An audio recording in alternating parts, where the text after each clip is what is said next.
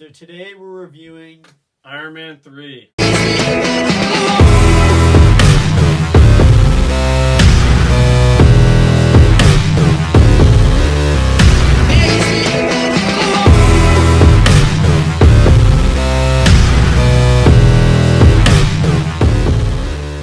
So Iron Man 3 picks up right after Avengers, and Tony Stark is struggling with anxiety from Avengers, and he did see that different world, so he's kind of thinking about that, but he's just, with all the battle, he's just going crazy building armor, basically building up to Avengers Infinity War, because he's worrying about that threat, so he's trying to build as many suits. He hasn't slept in 3 days, and that's basically the gist of this movie. So this movie, I know there was a lot of talk about, like, do we really need a third Iron Man movie? I mean, I feel like, again, it's my favorite superhero in the MCU, and I feel like the first two were pretty good movies. I know the second one might have been a little bit of a drop-off from the first one, but he's still basically kind of the main character besides Captain America, and really, at this point, Captain America's not as big of a role yet. Because, yeah, Captain America, I mean, the first one, Captain America, the first Avenger, wasn't the most popular movie, and in Avengers, he really didn't stand out as much as I thought he was going to.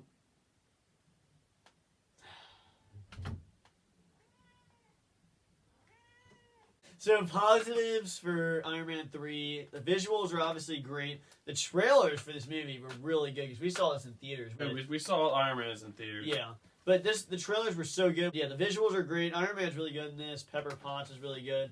The villain is, not the most memorable, but he's honestly, you hate him, and you're supposed to hate a villain, so that's where I would give that a positive. Which one? Well, the main guy. Yeah. But, yeah, and also the build-up. So, in the beginning, he says he's going to meet him on the roof, and he doesn't. It gives him good motivation there, because Tony Stark was so above himself there that he just decided to not. He's like, okay, I'll meet you up there, but then he didn't. So I thought that was good motivation. Yeah, I mean, from the villain's standpoint, that was probably my favorite part, just, he had great motivation for a reason to be mad at him. I guess the second one, that was my biggest complaint, was, the villain, I didn't really understand what his motivation was besides, I guess just being a little bit jealous. But this one was a lot more motivation than the last one. And I thought the movie really benefited from that. And some more positives. I think some of the action scenes were pretty cool. I liked when Tony Stark was kind of taking out some of the bad guys without his suit on, which is kind of cool to see. It was probably the first time we really saw that to that extent. Yeah, that was a positive. Yeah, the fight scenes, like the one at the end where he has all the suits come in, is obviously a really good moment. I like how they had the certain, it was kind of the Hulkbuster type that people thought it was. They kind of held up the building. I mean, the CGI, obviously, it was really good. There was no complaints in this one at all. I mean, the action scenes, even the scene where his house is getting destroyed and going to, the lake or whatever ocean, that's pretty good too. Yeah. And the part where he's with the kid in the town, and that fight scene's really good. So for my negatives, obviously the biggest one that everyone's probably thinking about right now is the kind of the build up to the first villain. Who when I first saw this, I was really excited to see. I liked the first one, how it was dealing with terrorists. I thought this was gonna be kind of a cool angle on that, because that's always kind of a problem. Yeah. And then when it built up like that. I mean, it seemed like he really was the villain, but then the more I thought about it, he could easily take him out once he finds him. But I guess that was the biggest storyline, was could he find him? But then when you do find him, it was not exactly what I was hoping out of the terrorists there. Yeah, the Mandarin definitely, because in the beginning, he gets on the TV, and he's obviously this big threat, and I thought that was a perfect setup. The Mandarin must be stopped. You don't know who I am.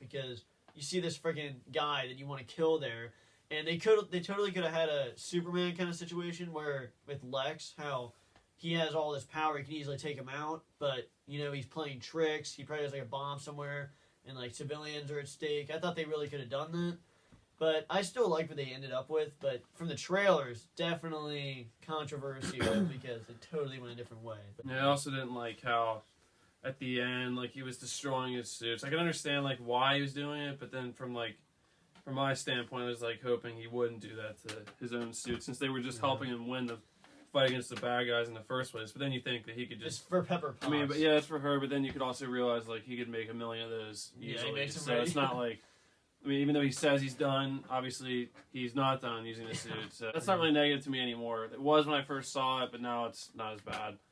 Yeah, and then a big negative for me is War Machine, he has the most cool suit in this movie, and remind me or tell me if I'm wrong about here, but I don't think he ever uses it. Does he ever actually War use Machine? his suit? Yeah, in this movie, Yeah, I remember. fire a weapon because Was he not fighting in that final scene? no. So he has his suit. He goes into one of those bases, and it's a really cool scene where he goes in, he busts open the door, and then he has a gun come out. But then one of the lava people just totally shuts down his suit. He gets captured. He never uses it. They steal his suit to get the president, and then Yeah, that's all true. I that see happens. his He never capture uses there. it, which is so frustrating. I because mean, that Iron belongs Man to his really suit. didn't use his suit as much either. I mean, Yeah. really, it was his suits. I guess it was just them doing it on them. I guess it was still him, but it was them on their own. Honestly, we have a lot of negatives about this movie, but the negatives really are just like I mean, different directions they went. I still yeah, liked it. once again, like it's not the negatives didn't ruin it for me. It's still, I mean, obviously, if I had to rank the 3 Iron Mans in the trilogy, I'd probably go like 1, and then probably I guess 3, and then 2 for me, honestly. I feel like it's kind of like how people thought about The Last Jedi, because the people like what they did with Luke at the end, how they had him be a thing. Like If the some critics people, were doing the same things then, or for this movie that they were for Last Jedi, then this movie would have got perfect scores because if you make a bold decision, then you're gonna get good reviews of your Star Wars. Yeah, that's honestly the same exact thing because the bold new direction. I mean, they took away, they fooled you with the Mandarin just like they fooled you with Luke being there, and Just because they're doing something that's crazy doesn't mean it's good. I mean, just like this example here, there's a lot of people that do not like this movie at all, and they're the same people that are loving Star Wars. Like I said, I liked it. This is probably my second favorite Iron Man movie. The action sequences were cool. The motivation was really good for the main villain, not the other one. Even though they kind of built that one up too pretty well, if they wanted to play that out. I'll admit, I guess I was a little confused when I first saw it, just like the whole power that they were having, like being lava. I mean, obviously it's not that confusing, but overall I liked it. I'd probably give this movie a 8.3 because I liked it. I don't want to put it too high up there, but I definitely liked it more than Iron Man 2, which I gave an 8, so I give this an 8.3. yeah, I'll give this an 8.5 because I mean I thought it was Pretty really good. good. Well, I thought it was good. I mean, the visual effects are great, and even though they went a different direction with the Mandarin, I think it would have been a lot better that way. I still liked what I sound exactly like John, but I still liked what they did, and I liked what the result was. I liked the fight scenes.